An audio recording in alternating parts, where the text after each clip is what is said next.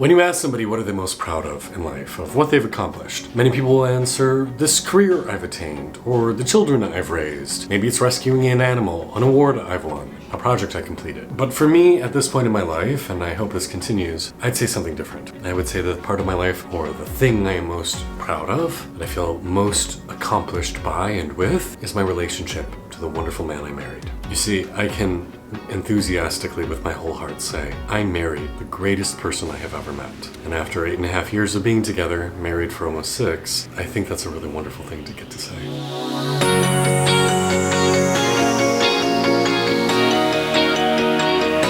So if we haven't met before, my name is Kalyn. I'm an ecstatic spirituality coach. I host this YouTube channel, Ecstatic Self, where we explore the intersection of spirituality and meditation, sex and sexuality, masculinity, gayness, and then bring it all together about how to live an authentic life. I've written a couple books, and I work with people all around the world. One of the things I don't think we value enough is the power of our primary relationships. So whether that's your best friend you live with, your romantic partner, or romantic partners, depending if you're polyamorous, the people with whom we intimately surround ourselves matter a great deal. We will become a lot more like them. In fact, there's an old saying that has actually proved to be quite true, that you are the average of the 5 people you spend the most time with. And if you're anything like me, 90% of my time is spent with my beloved husband. I say that it is the part of my life that I am most proud because of the relationship we've cultivated. We approach each other with love and tenderness and sensuality, of course, but we also approach each other with a deep level of respect, that we legitimately see each other as God incarnate, as a manifestation of the divine, as being the most perfect counterpart for ourselves. We see our relationship as something we've built time and time, again and again, not just in a continuous way, but often in a way of breaking it apart,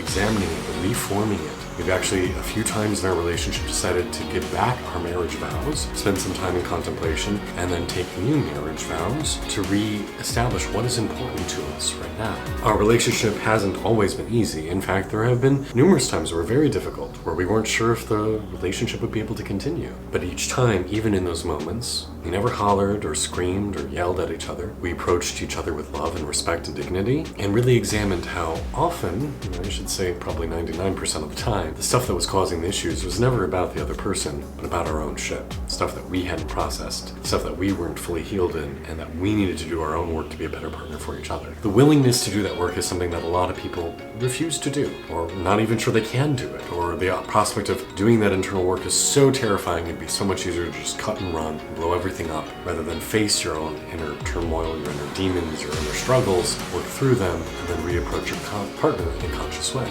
To be in a relationship as dynamic and integrated and connected as ours is an act of bravery. It means the willingness to dissolve who you think you need to be, where you need to be, how you need to be living, all the stories and often lies we tell ourselves in order to show up as a vulnerable, naked, exposed person to somebody who knows so much about you, somebody who can see through your bullshit, who can cut through the crap you're telling yourself or telling someone else, to brave being hurt, to brave losing that which you hold on to so tightly, which are not always useful things. Holding on to old tensions, old patterns, old stories. I can remember early on in our relationship, my husband said to me, you know you're not an actor, right? You're meant to be a spiritual teacher. And I was like, fuck you. Of course I'm an actor. This is what I'm meant to be. I've invested years of my life to making that happen. I'm moving to LA.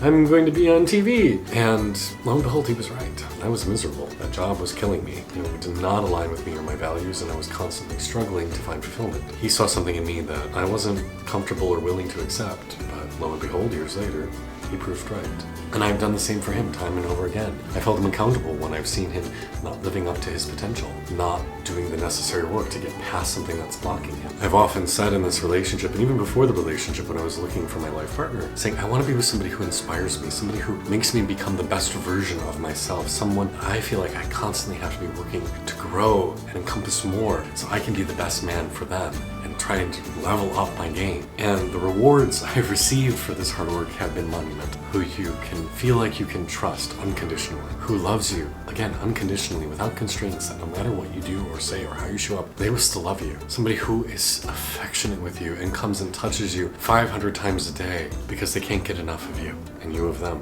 Someone who cheers for you at your brightest moments and weeps with you in your darkest. Someone who says even when you're alone and afraid and everything feels like it's going wrong, I will sit beside you and hold your hand. Not that I'll necessarily be able to make it better, but I'm not going to leave you alone in the dark. A study on happiness that Harvard University has been doing since the 1950s, where they've followed originally men, but now men and women, from their graduating classes throughout their lifetimes, found that the only correlation they found between happiness in life and any other thing was a strong, happy primary relationship. That people who were happily partnered lived a quantifiably happier life. There was no correlation with money, awards, status, income. Even a former US president was part of the study.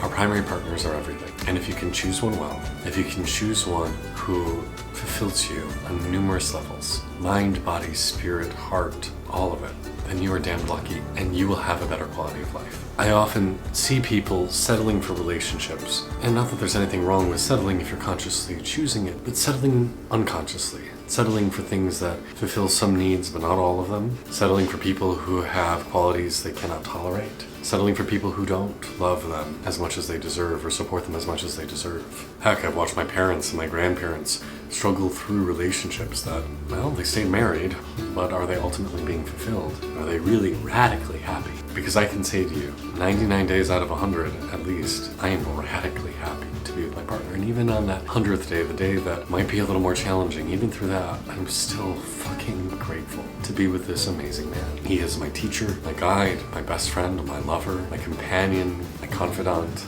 my wisdom holder, my playmate, and he sees me fulfilling the same roles for him. Although we're alike in many ways, we're also different in many ways. We view each other as equals. We view each other as being one half of a whole, and that together we are stronger, brighter, more fulfilled, more joyful. And so that is what I wish for you. I wish for you success in your relationships, because money comes and goes, prestige comes and goes, fame comes and goes, and few have ever said that they have had a quantifiably better life because they became rich and successful. But many have said they have become a much better and happier person because of the love they've shared. Even Ruth Bader Ginsburg, as much as she achieved in her life as a Supreme Court justice and a lawyer and a women's rights advocate and humanitarian, she said the greatest accomplishment of her life was the relationship with her husband. So my encouragement for you is, it's out there. You can find it. You can find that person who is everything you ever wanted and so much more, because it does exist, and I'm proof of that. Now go find yours. Go find your Anthony, like I found mine. I'm Kalyn. Love and blessings.